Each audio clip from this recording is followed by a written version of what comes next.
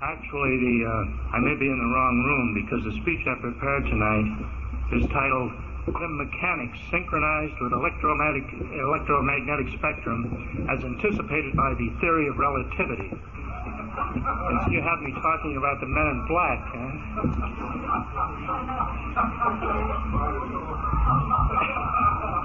See, already you're not taking me seriously. The Men in Black really are not anything new. Can you hear me in the back? Because I may fade away here. There are many references in the Bible which could be interpreted as Men in Black type incidents, because although they're called angels, they're usually were in threes, as our modern Men in Black are. They travel in threes, and they got into all sorts of mischief. You remember the three men who went to Sodom and Gomorrah and warned the innocent people, the few innocent people there. Today that would be interpreted as a Men in Black incident, because the Men in Black is a generic term. It doesn't cover just the Men in Black in black Cadillacs who arrive at the scene of UFO incidents. As I'll describe to you later, there are all kinds of Men in Black.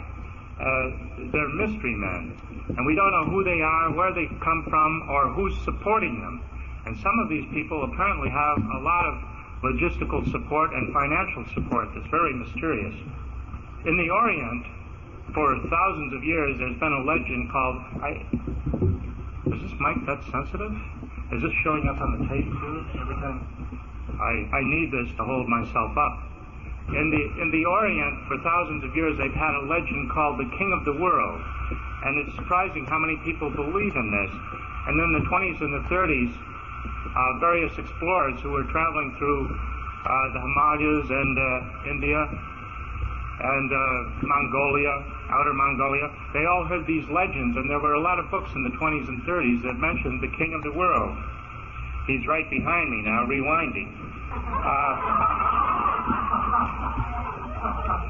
The King of the World supposedly lives in an underground city.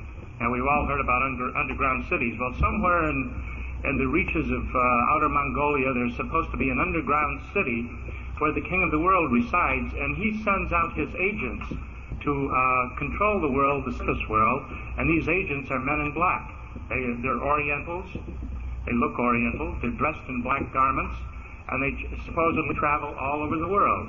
And these legends are very extensive, and they've been going on for a long time. So half the world believes that the Men in Black are from the underground, from the Agartha. You've heard that name probably. There have been various books on it. As I say, in the 20s and 30s, a lot of books. In the 1940s, a man named Richard Shaver sort of revived it and gave it an American twist with his Shaver mystery, which was about underground cities populated by detrimental robots, or Duros, who controlled everything on the surface with their mysterious rays. And the Shaver mystery, today it's almost forgotten, but it dominated the UFO field for the first 5 or 6 years. From 1947 to 1955, the Shaver mystery was the #1 explanation for everything that was going on. Ray Palmer published quite a few books, supposedly written by Shaver, but as it turns out they were really written by Ray Palmer, promoting this idea and promoting the Shaver notions of Men in Black, because there were a lot of Men in Black stories in the Shaver mystery. And until just recently, there was a magazine out west called the Shavertron, which was about the Shaver mystery. And there's another magazine called the Hollow Hassle, which was about the hollow earth where all of these Men in Black were coming from, supposedly.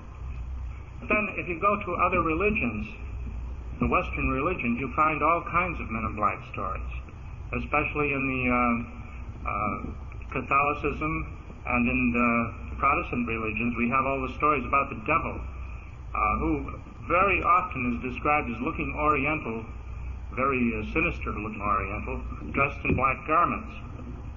So it has deep roots, this whole concept of the Men in Black. In witchcraft, which is a booming religion right now, even though most of you aren't aware of it, there are 2 stores in New York City that just sell equipment for witchcraft. during the rituals that some witches indulge in, they have one of the number dress up in black, and they act out the role of the man in black. And this is a part of the witchcraft religion. In the late 1940s, there was a famous World War II general named Karl Spaatz, who was the general in charge of the Air Force in Europe for part of the war. And he made a very strange statement around 1948-49. He said there was absolutely, this was at a press conference, he said there was absolutely no evidence that flying saucers were piloted by Spaniards. And this was really from left field. Apparently people had been informing the Air Force that they'd seen a flying saucer and a Spaniard got out of it. Meaning that he was a olive-skinned person who looked like a Spaniard. We never got the Air Force material that Spaatz based that comment on, but it was a very peculiar statement. When I was traveling extensively around the country, I used to carry a lot of photographs with me in my briefcase, photographs of different kinds of objects, and also photographs of different ethnic groups, because I was running into men in black witnesses all over the country. And I would go through these photographs with them to ask them if they saw anyone that resembled the man in black that they had seen. There were photographs of Indians, there were photographs of the various Negroid races from Africa, there were photographs of Eskimos. It was a little mix of all kinds of ethnic groups. And there was one photograph that everybody jumped on. They would stop and say, looks just like the guy that I saw. And believe it or not, it was a photograph of a Laplander from northern Sweden. Now they have a kind of Oriental look to them. They're small in stature, and they have a distinctive look. And so I'm not saying that the men in black are all Laplanders, but they certainly look like them and seem to be related to them. Now we have the legends that everyone will see a man in black sooner or later. And the legend, which is an old legend, says you will see the man in black 3 times. And the 3rd time you see him, it means you're going to die. And if you go through the history books, you'll find that a lot of people have reported this, including Maria Antoinette, and people that you wouldn't expect to have this kind of involvement, Napoleon. So that legend is a continuing legend and a strong one. The other kind of man in black that we have, and that I've seen myself, for the want of a name, we call them the cadaverous. Now these are people who look like they've been dead a long time, and their clothes hang on them. Their flesh is pasty white, and they look like maybe somebody had dug them up from a cemetery last week, and they're walking around. And this cadaverous type has turned up in strange places, in England, in Sweden. Brad Steiger saw one. As I say, I saw one in the early 60s. And we have no idea what these fellows are about. They're very elusive. When you approach them, they sort of hurry away.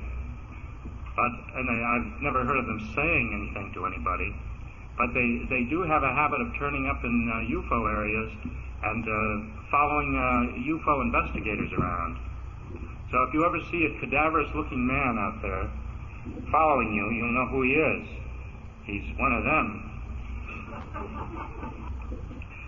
Now, we have a lot of mystery men in this country that we've never been able to explain.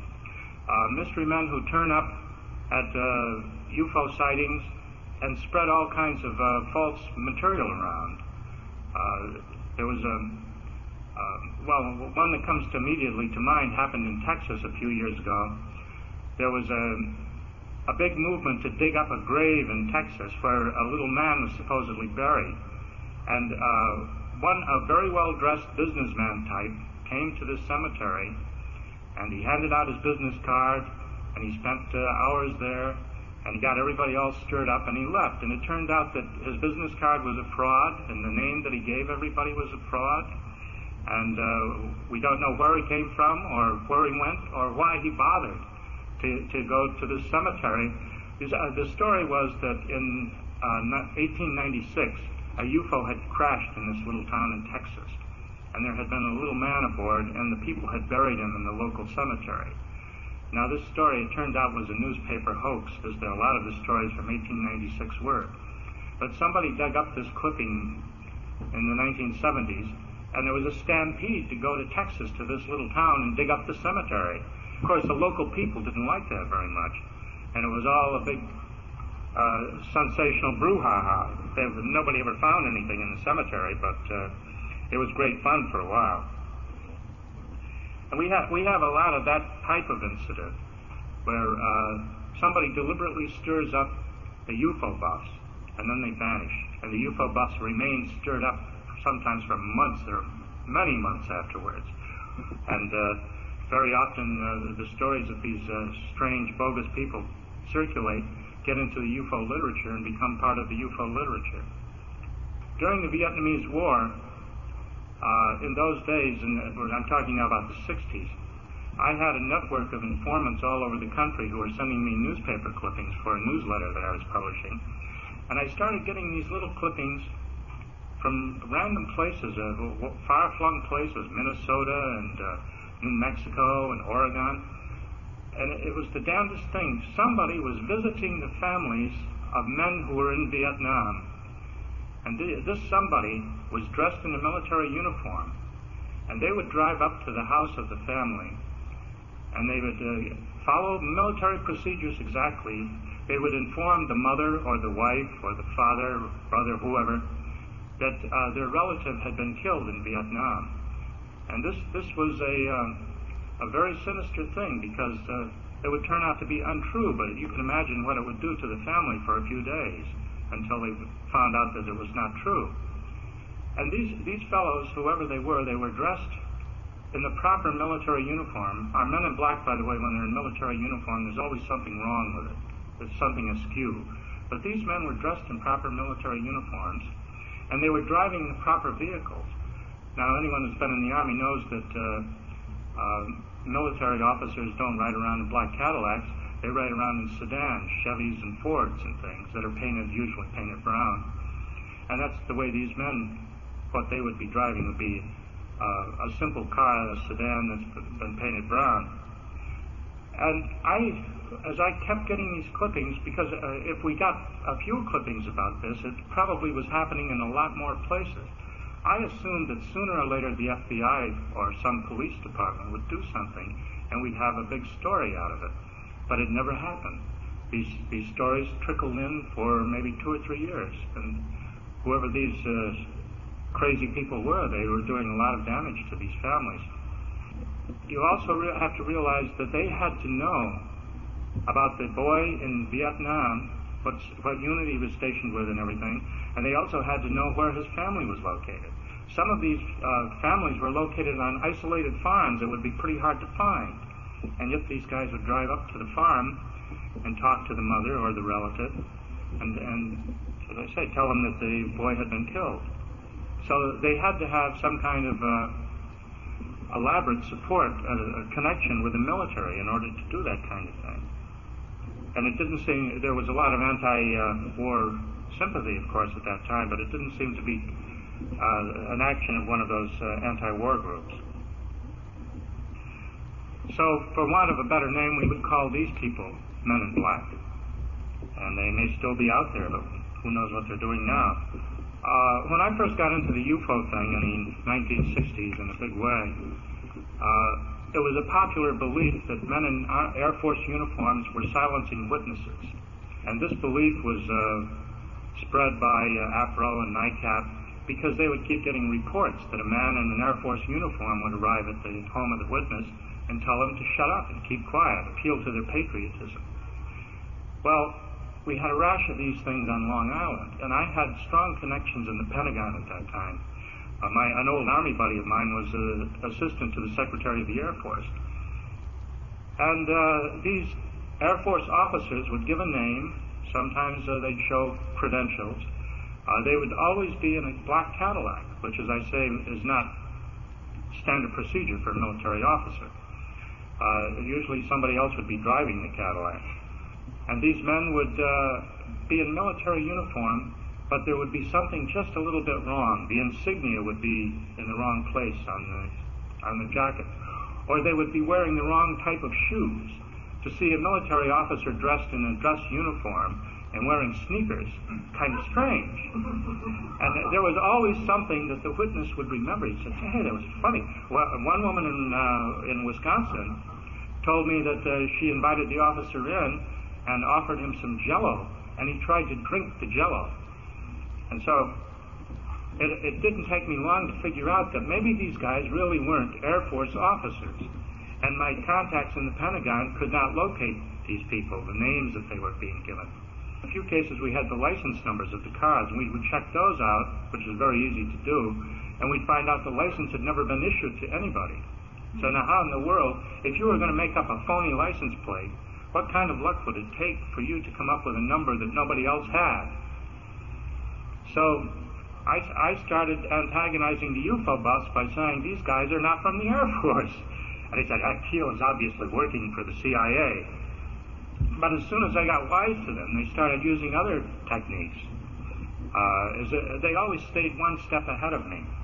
We had a variety of strange incidents that happened over and over again, and never made any sense at all. One of my favorites is the phantom meter reader. This is where a man would knock at a door of a house in the suburbs and say he'd come to read the meter, the electric meter, the gas meter. And he would be dressed in the proper coveralls and all, and they would let him in, and he'd go down into the basement, and he wouldn't come out. And these people, after about an hour, they said, what the hell is he doing down in my basement? And they would look, and sometimes the man would be gone altogether, never to be seen again. And even though there was no way out of that basement. And other times, the man would be just starting up the stairs as they opened the cellar door to find out where he was. So the phantom meter readers was one type of MIB that we've had. Then we had the phantom photographers, and these were humdingers, because these fellows turned up everywhere. They often traveled in pairs. One would be a woman and the other would be a man. And they were usually quite well dressed, and they usually would arrive in a black Cadillac until I started doing articles about the black Cadillacs, and then they switched to Volkswagens. And they were driving around West Virginia in their Volkswagens, and they would drive up to the house of a witness, a UFO witness, who had just had a baby. And they would say that they were photographers, professional photographers, and they wanted to photograph the baby. And of course, the new parents would be delighted to have that done. So they would set up their equipment, and they'd take pictures of the baby, and they'd give the people a card with a neighboring town listed on the card as Acme photographers. And they would drive away. And it would turn out that there was no such thing as Acme photographers, and they would never come back. And if they were professional photographers, they'd never tried to sell the photographs to these families. So that was another mystery. And then we had the phantom photographers who, after somebody, say you'd never seen a UFO before in your life, and then one night you're out driving home late, and you see a UFO close up, and you live in the suburbs. The next day, you're getting up, and there's a Cadillac parked in front of your house, and some men get out, and they take out a big tripod and a big heavy camera, and they set it on the tripod, and they take a picture of your house. And then they put it all back in the car and they drive away. You figure they're going to come up to the door and offer to sell you a picture of your beautiful house. But they don't do that. They just get in the car and drive off. And in the course of my investigations, I learned to ask people about, not just about what they had seen, but about any strange thing that had happened to them around the time of their sighting, that week or even that month. And a lot of people would come up with some very strange things, very strange visitors. And we still get reports of these strange visitors. About 10 years ago in New York City, there was a lady in black that used to hang around the pickup bars around 2nd Avenue. And this woman became a legend in New York. I know some of you may have heard of her. But she would approach men in a bar and get them all excited, and then she would excuse herself and go into the ladies' room and never come out again. There must have been 100 of these stories during that period. We had supposedly a very good-looking lady too, dressed in a very slinky black dress, and God knows what game that was, or what the purpose of all that was for. Now, as I said, we've had an opportunity. A lot of witnesses have either offered them food or seen these people in restaurants, and we've had an opportunity to see their eating habits, which are disgusting. These people do not know how to eat. They don't. As I said, one of them tried to drink Jello. They don't know how to handle a knife and fork. In one incident, the waitress had to come over and show the man how to cut a steak, and then they didn't chew their food. They just sort of swallow it, gulp it down, and they figure they're getting away with it, but everybody in the place is watching them do it. And again, they always look like Orientals who are not quite Oriental. Again, the Laplander kind of look. And they're always dressed in black clothes, which most often is out of style. They're wearing something that would have been in style in 1946 instead of 1986. And so there's always some little thing that's out of whack for these people, just as the military officers wear sneakers, as I said. We have a lot of things lumped into the same category. There are various incidents that I was involved in over the years. We had a UFO investigator in Maine who was, people, and some of you probably know all about this, get very obsessed with UFOs. It dominates their whole life. And especially if they become UFO investigators in a small town, it takes over their life, and then they become very credulous, and all sorts of strange things can seem to happen to them. We had a UFO investigator in Maine who was driving around an area where UFOs had been seen, and he saw a black Cadillac, and he had a gun with him, and he got out of the car and started shooting at the black Cadillac, which really upset the guy who was driving the black Cadillac, because it wasn't a black Cadillac at all. This UFO investigator was hallucinating. He thought he was seeing a black Cadillac, and it was an ordinary car, and being driven by an ordinary person. And it was almost a very serious incident. The investigator was hauled into jail, and nobody would believe his story, and he turned to me thinking I could get him out of the slammer. But what am I going to go up there and say, listen, the man is shooting at black Cadillacs, and he thinks he sees men in black. We had a UFO investigator in Massachusetts who was seeing alligators. Now this poor man, would turn on the spigot in his bathroom, and an alligator would come out of the faucet. He would get into his car, and he'd look in the back seat, and there's an alligator in the back seat. So he was hallucinating about alligators, and I knew there was nothing much. He was writing me these long letters telling me about all the alligators he was seeing, and I sent a friend of mine, Dr. Berthold Schwartz, up to see him.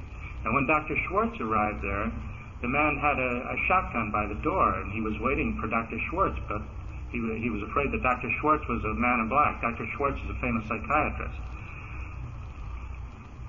But we do have a lot of, I can't really call them screwballs, because there's something more involved here. It's where their minds just get carried away with the whole UFO thing. The term that I used to use was distortions of reality.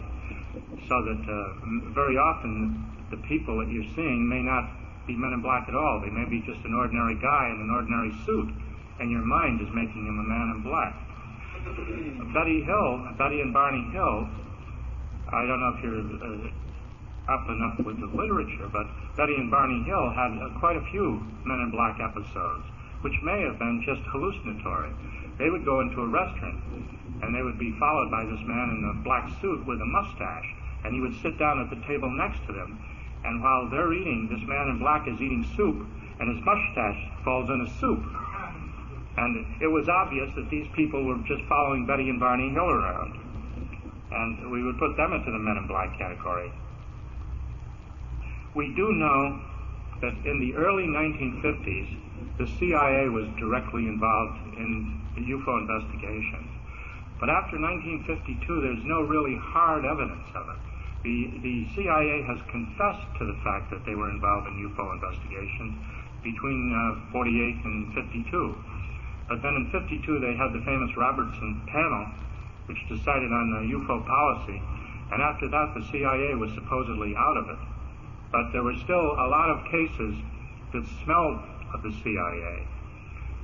When those of you who remember, I guess most of you do, Lee Harvey Oswald. When Lee Harvey Oswald was arrested, a large group of men in black suits went to the base in Japan where he had been stationed at one point, and they searched the whole place. This is with all the military officers standing by, and this is in the books about Lee Harvey Oswald. So we do have agents who are so smart that they wear black suits all the time and wrap around sunglasses and do really stupid things so that they'll stand out. It would seem to me that if they wanted to be really smart, they would dress in dungarees and have long hair and carry a guitar. But no, they have to dress in their uniform, just as the FBI agents are always in uniform. They look like clones. They all have the same haircut. They all have the same kind of clothing. Of course, J. Edgar Hoover was very strict. They had to look like FBI agents. Now, I had a friend in England. His name was Ted Holliday. He wrote a number of very good books. You may have remembered Ted Holliday. He saw a man in black at Loch Ness. Now, he had been spending every summer at Loch Ness looking for the famous sea serpent there. Actually, he did see the sea serpent once, or he thought he did. Anyway, he said this man in black was dressed in black leather with goggles and a helmet like a motorcyclist. And Ted walked up to him and turned his eyes away for about 10 seconds. And in that time, the man vanished.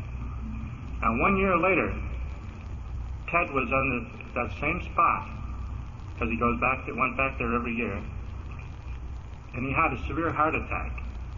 And as he was lying on a stretcher and they were about to carry him off from that spot, he realized that it was the exact spot where he had seen this man in black a year earlier. Colin Wilson, the very famous British author, had a few comments to make on this, but it's a one theory to go with. He said, Holliday was experiencing a problem that is familiar to students of the paranormal. They begin more or less as open-minded skeptics, prepared to give serious consideration to any evidence that presents itself, but determined not to indulge in any self-deceptions. Finally, the sheer weight of the evidence convinces them that something odd is going on, and they try to create what Aldous Huxley called a minimum working hypothesis, an explanation that covers the basic facts. This may be, for example, telepathy. A famous writer named Lethbridge saw a ghost, a man dressed in a writing clothing, in the rooms of a university friend. And he theorized that someone else may have been thinking about this man, and that his own mind somehow picked up the image, like a television picture, without the sound. But he was forced to drop this explanation as he encountered other examples of the paranormal. And this tends to be the experience of the most serious investigators. Whenever they have formulated a watertight general theory, they stumble upon some new fact that simply refuses to fit in. And then they have to extend the theory. Then they find still more awkward facts, and they have to extend it still further. And in no time at all, their original, neat, symmetrical theory looks like an old sack stuffed with rubbish. Years ago, when we had a lot of magazines that we don't have anymore, general magazines, that carried a lot of articles, not only about UFOs, but about everything that was going on. Now it's very rare that we get any real in-depth investigative reporting anywhere. There was a magazine called Saga that used to do a lot of this, and I used to write for them. A lot of people wrote for them. A lot of the UFO writers wrote for Saga. And once they started carrying UFO articles, they started getting all kinds of hoax letters. And we knew they were hoaxes because they were perfectly typed with no misspellings. And this was rare. You get an average letter from an average person, and there's always, it's sloppy. But these things were perfectly done and beautifully typed. Obviously, somebody had the best of IBM typewriters at that time, and these things were well thought out and carefully done. And that's how we would know they were hoaxes. If we got a letter written in pencil and making all kinds of weird, exaggerated claims, we know that maybe was authentic. But these hoax letters were something else. We got one MIB account that the editor was quite excited about, and it was so well written that I pointed out it had to have been written by a professional writer. There's no way that the average witness could have written this. It was beautifully done, and he followed all of the rules of writing, which most people aren't even aware exist.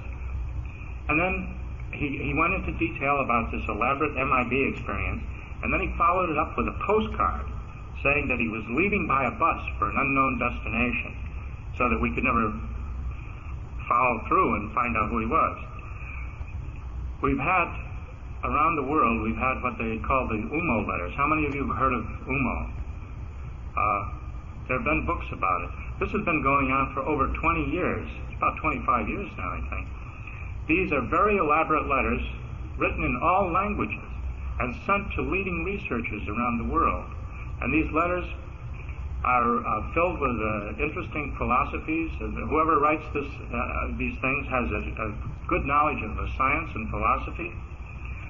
Some of the letters are quite impressive. There are just too many of them. And everyone has a different postmark. One man in Spain may get a letter postmarked New Zealand, and the next UMO letter may turn up in Germany, written in German, and postmarked Canada. So whoever's mailing these things is mailing them from all over the world, and they're writing them in vast quantities. Who's ever doing it is doing it full time, which is a puzzle. And as I say, there are now a couple of books. I don't know if any of them have been translated into English, but books of these letters have been published in Europe. And at one point, the French government got involved in this. And the French government became convinced that they were in touch with another planet. And I'm talking about high up in the French government, the minister of France, the leading scientists of France were all involved. And then it turned into a great embarrassment because then hoaxes were pulled on them. And it was one of the sensational things of the 1970s. The result was that the French government gave up on UFOs, and they decided instead to fund the private investigators, the civilian investigators. And they gave them enough money to go out and investigate things, which is remarkable in any country. And these French investigators all became anti-UFO.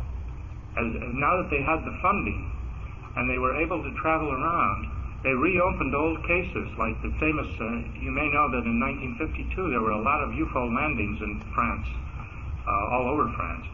They reopened a lot of these cases and they decided that they were all hoaxes. And it was a very strange turnabout. And it all started with the UMO letters to the top officials of France. Now, it is quite possible, it's even probable, that people high up in the American government have also been sucked into these kind of games and given up at some point. Now, it's 10 o'clock. How long am I supposed to go? 10 more minutes? Maybe I should take some questions. Approach me? No, but I've approached them. I've chased them. I've missed them by 10 minutes. When I was in West Virginia and Ohio, people would call me up in my hotel and they'd say, hey, these guys are here. And come and get them, you know. And so I raced there, and they'd be gone by 10 minutes. And we had the local police in a lot of towns looking for them. We had, at one time, I had hopes that we would catch one of these fellows and solve a part of that mystery. Somebody asked me about Maury Island. That was considered the first Men in Black case. And it turned out that's a very involved thing, because I spent a lot of time on that Maury Island case. This is where a group of men were on a boat in Tacoma Harbor, and they saw a couple of objects fly over the boat. This is in 1947. And early the next morning, a black car pulled up in front of the home of one of the witnesses, and a man got out and invited the witness to breakfast. And over breakfast, he warned him not to talk about what he had seen the day before. This was before he told anybody. So this became one of our first Men in Black cases. But when you really dig into that, it seems to have an explanation. At that time, that area, the Hanford Works is very close to that, where we make atom bombs. And there was a big thing going on with the spies, and later, of course, we had sensational spy trials about the atom bomb, where 65 of the scientists who were making the atom bomb were proved to be traitors, and they had been giving the Soviet Union materials. And this was all tied in with that. And so a lot of the stuff that was going on in Maury Island that didn't make sense at that time later makes sense in the context of the spy chases that were going on and all. And the original story where these objects were flying over Tacoma Harbor, this story has certain flaws to it. Namely, that one of the men who made the most noise about it proved to be a tremendous liar. And it's a very involved and complex case. I have enough material to do a book on it, and nobody wanted to do the book. Besides, 1947, forget about it. Yeah, but it was not one of our true Men in Black cases. Well, no, the only photograph is Tim Beckley and his friends took a photograph some years ago in New Jersey. There was a black Cadillac that parked across from the home of a UFO investigator, and this man would get out of the black Cadillac and stand around and look at the house. And so Jim Mosley and Tim Beckley and some others, maybe they'll tell you about it later, they went out there with cameras and they went chasing after this Cadillac. My theory is that it was somebody's chauffeur. Well, there are a couple of cases where they seem to be machine-like they run down like a clock. They'll talk with a witness for half an hour and they just run down. And then they'll leave the house, and say the witness lives way out in the country somewhere, and they leave the house and they disappear, and the witness looks out the window and there's no car out there, nothing for them, no transportation for them. Another thing that happens in more than one case is it can be raining and miserable, and these people will arrive at the door and they're dry and their feet aren't muddy or anything. We've had a lot of cases where they threaten people, and there are cases where they have bragged about killing people. There was a famous case where they bragged about killing Barney Hill, bragged to a doctor about that. But we don't have any direct evidence that that's happened. But there have been a lot of mysterious deaths in the UFO field, and from now on you can watch for this. A lot of the leading UFO investigators have died on June 24th. In fact, even Jackie Gleason, who was a big UFO buff, he built a house up in the Catskills that looked like a UFO. When you drove by it, you'd swear a UFO had landed, and it was Jackie Gleason's home. But he died on June 24th 2 years ago. But there are many others who died. Frank Edwards, you've all read his books probably. Frank Edwards died on June 23rd. Of course, June 24th is the date that Kenneth Arnold had the sightings in 1947. Well, thank you very much. I think...